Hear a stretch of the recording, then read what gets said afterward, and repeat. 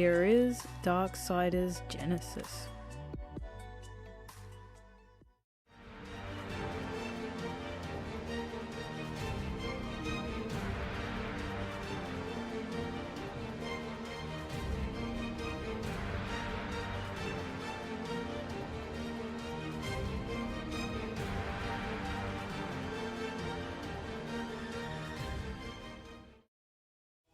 Darksiders is a series I've played since its launch of the first game. Admittedly, I thought the game looked a little too much like a Blizzard game with its visuals and was trying too hard to be cool. But playing the games, they are very good, albeit super dramatic and cheesy. To me, they play almost a bit more like a Zelda game. They have progression paths that require backtracking, with new items unlocking new paths, treasures to collect, and dungeon-like designs with open world segments connecting them.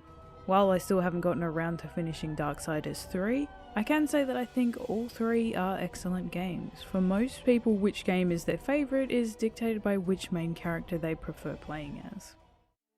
Darksiders Genesis, the fourth installment in this series, is the game's first spin-off title and is a prequel to the other games. This timeline takes place after the council ordered the newly created Horsemen to go and kill their brethren, both Nephilim and demons alike.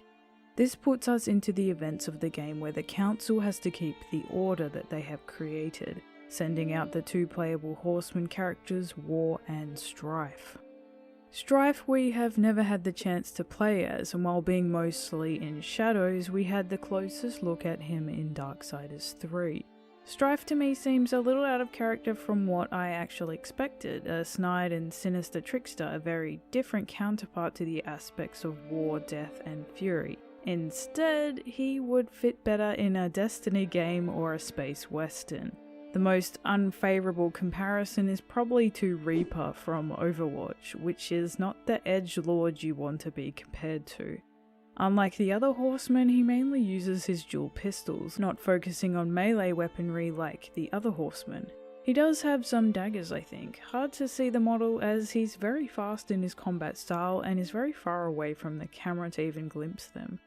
His personality is very sarcastic and he's always making jokes and taking jabs at War every chance he can. He mocks War's righteous attitude, his oversized armor, and his unquestioning loyalty to the council.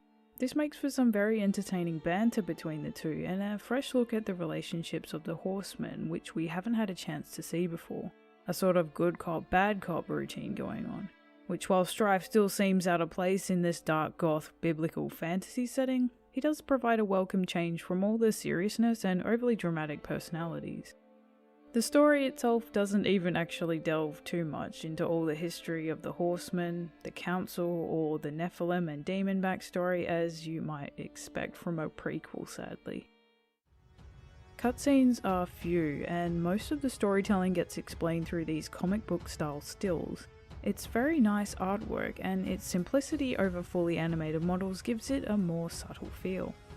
Gameplay varies vastly from the other Darksiders games, as we have gone from an action-adventure to a top-down Diablo-style hack-and-slash. The levels are formatted to be very accurate to the main series games, even if it's a wholly different playstyle and genre. You still have the gorgeously expansive segments which allow for the use of your mounts to travel around vast distances. Then you get the exploration-focused labyrinth-like dungeon segment, smaller and more focused on scouring every nook and cranny for collectibles, puzzle solving, and small mobs of enemy encounters on the map. You have a mix of the two, large maps with larger dungeon segments combined. Then are the main boss chapters, which consist of just the boss fights against some high-ranking demons. The boss fights being some tricky gimmick battles where you'll have to alternate between the boss and crowd control enemies, with particular requirements or strategies having to be met before you can damage said bosses. They are a little on the easy side even on normal, not providing much of a real challenge. All these different levels of maps are separated into chapters. New chapters being unlocked as you progress and access via an old friend, Serpent Hole Gateways. It's of course good old Volgrim. For War, he is familiar with the conniving demon salesman, but for Strife, the two have never met. Fulgrim once again has his own sinister motivations, but still insists on helping out the Horseman when he can, as long as he gets his coin in return. He is located inside the Void, a hub area which you can return to after completing chapters. Here you'll meet up with new allies and vendors which will help your cause, providing guidance and lore for the main plot or practical uses like upgrading your character's movesets, items, and gear. In single player you can switch between the two player characters War and Strife on the fly. You may have a favoured horseman you want to control, but there is specific gear and puzzles that only one of the two can use during gameplay. Thankfully there is also local co-op, which I haven't checked but it's split screen sadly. Kinda doesn't make sense as the game doesn't require local split screen. Being a top down style, you should be able to keep together so the screen can scroll at the same time. Oh well. Alternatively, there is always the online modes where you can have friends playing join your game or have randoms drop in. This means you at least can have some help with another player, one taking over the long range shooting of Strife and the other the close up melee of War. War actually plays very similarly to how he does in the first game. He has his giant sword Chaos Eater and some nifty combo strings plus some familiar blocking and dodging mechanics. Strife though, as I have commented on many times, just doesn't fit all too well. He would fit better in a later era than when the game is set, mostly due to his pistols changing the game into something more like a bullet hell game. It might have been better to give him some magic to cast long range, maybe throwing knives or even crossbows. Though with his melee weapons, daggers I think, you can change up combat but his strengths really lie in ranged attacks. Unlike War, Strife has a little less armor and is better at staying at range with his fast dodging and dashing movement rather than up close and personal, which the heavy armored and powerful War shines in.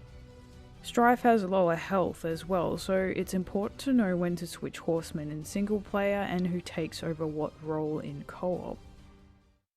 Combat will have you facing off against varying types of demonic foes, changing their attack patterns, styles, and strength the further you progress through chapters. Using Strife mainly, I thought I should give him the most playtime being as it's his first appearance. He gets to alternate between two sets of ammo for his pistols. You can hold down the fire button to fire while using the directional sticks to move him and the other to direct his line of shots. The default ammo is infinite but weak. The alternates that you unlock are stronger but have less ammo. Ammo you will need to pick up to restock from enemy drops or item chests. You have to ration out your supply and change to another ammo if you're running low. Some of these ammos create bursts of electricity, charge shots, or laser beams. War gets a ammo type as well, but alternatively with sword types instead. His change elements and effects like ammo but are strictly for melee uses. Some can drain health like the Vampiric Blade or others can alter movesets. Each horseman has a meter which fills the more you attack and sustain attacks. This then builds to power up your moves for a short duration of time. This can make you attack faster, hit harder, or alter your elemental ammo effects. For instance, the lightning ammo changes to chain lightning to all targets in range. Enemies at low health you'll be able to dispatch fast if you get up close and perform an execution. If memory serves, these were present in the other Darksiders games. They all change as well depending on which enemy you're performing them on. Small ones you can throw around and large ones you can jump atop to stab their heads. Executions provide safety when surrounded as you are invulnerable during that animation and you can chain them for a little crowd control. Additionally, you can unlock or purchase skills. These you can use if you have Wrath. Wrath gets filled and used in increments of pips. Killing enemies or opening item chests can drop refills. These moves add to your arsenal greatly but cost more to use, so are used sparingly or if you are in a tough situation. Strife has a signature move called Shadow Clone, which calls a clone of himself to spawn, which aggroes enemies and shoots off some bullets at targets for a small amount of time. Calling many of them can dump a huge amount of damage all around you as they target everything near them. These clones can even be procced if you dodge an enemy attack at the right moment, meaning the more accurately you evade, the more chance you get to add in some extra damage. Once further into the game, both War and Strife get access to their respective Chaos and Anarchy forms. This transforms the Horsemen to their ultimate forms to rain down destruction once their rage is built. In these forms, they get access to unique rage form attacks and have much higher damage outputs and defenses compared to their regular forms. These forms only last until the built rage is used, and they are often only used when a lot of damage needs to be done or to get you out of dangerous situations. Outside of the form, you need to monitor your health and use healing potions when you need to. Plus, Strife and War have separate health bars which you'll need to heal separately. When one dies, the other gets pulled in as the player controlled character until the other has a chance to revive. I think you can manually revive the other player when playing in co-op. Some familiar gear returns as well, with the unlockable special gear used by the Horsemen to navigate through dungeons or puzzles, plus providing their uses during combat as well. War has his familiar tremor gauntlets. I think he had them in the first game too. They are used to punch strong obstacles or activate jump pad pressure plates to launch him into the air. Another key gear piece War has is a Vorpal blade. Sounds familiar as well. This he can use to lock on and throw to different targets or switches to activate them. Strife has a set of his own gear you need him to use. He can throw orbs to create portals on surfaces to jump between two places or grab objects through them. In single player, you'll have to alternate between the two Horsemen for each puzzle you are faced with, often requiring switching multiple times for each solution.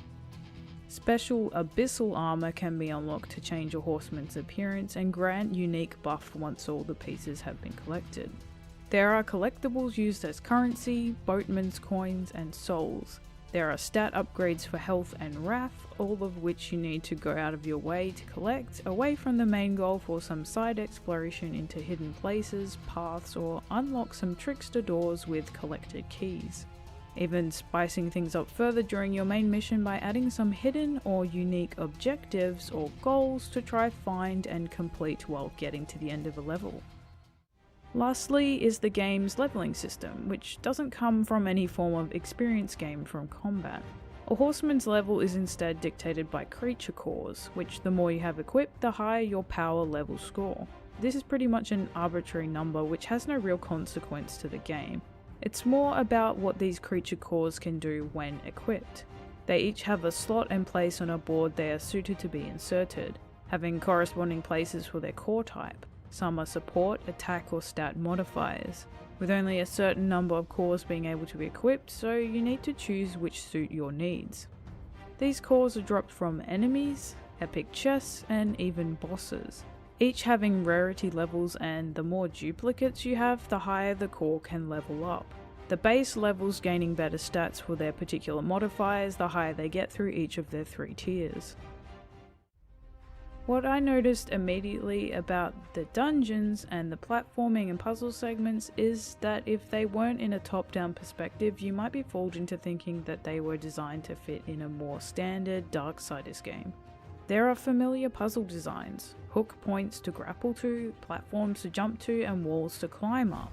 The way they are structured and the progression is very much a part of the main series style.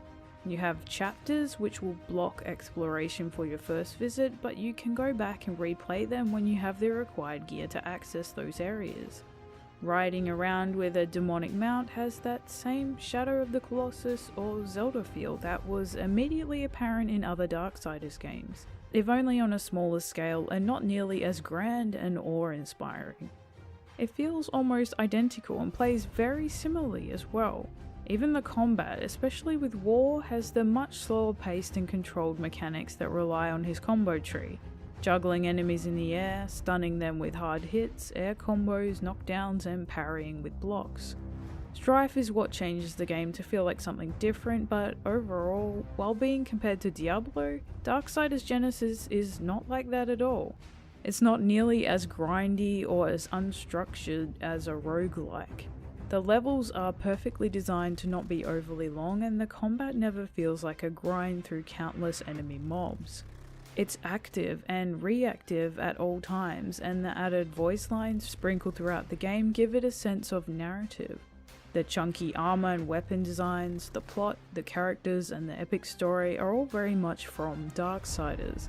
The game looks really good. I reference the models and map designs more so than the UI. It looks smooth and gorgeous, every bit as good looking as the beautiful and exotic goth fantasy designs from the main series. The music, my god, the music is incredible. I think it actually has some of the better sounding tracks out of the series. It's haunting and epic, brutal, and incredibly well scored. I can't stop listening to the entire soundtrack.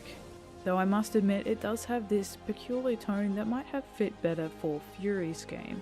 Some very angelic orchestral choir scores that kinda sit out of place for some scenes or segments.